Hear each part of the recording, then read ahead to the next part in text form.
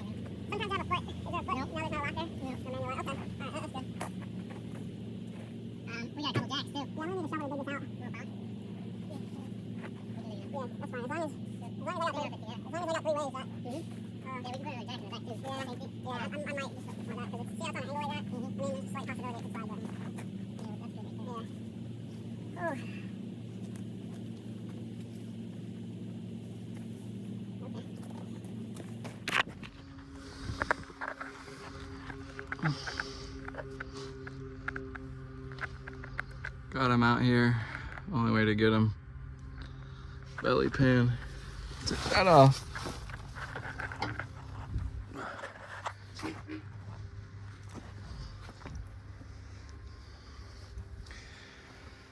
Three ways of support. One there.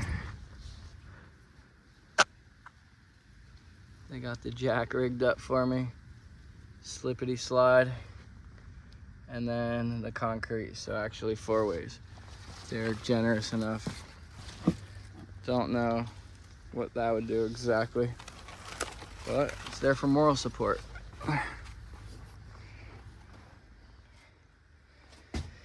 He said he replaced one of these.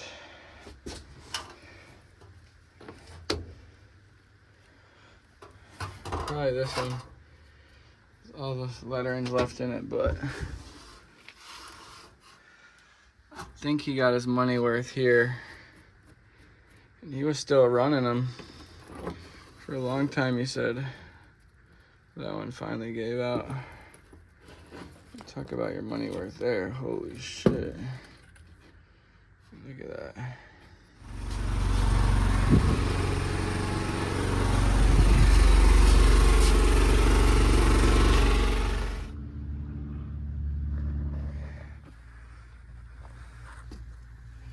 Just finishing up here.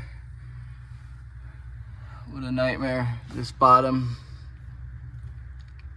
fitting here was just an absolute nightmare. I guess the nipple was cross-threaded, and that took me about 40 minutes alone, 4 hours, 4 hoses.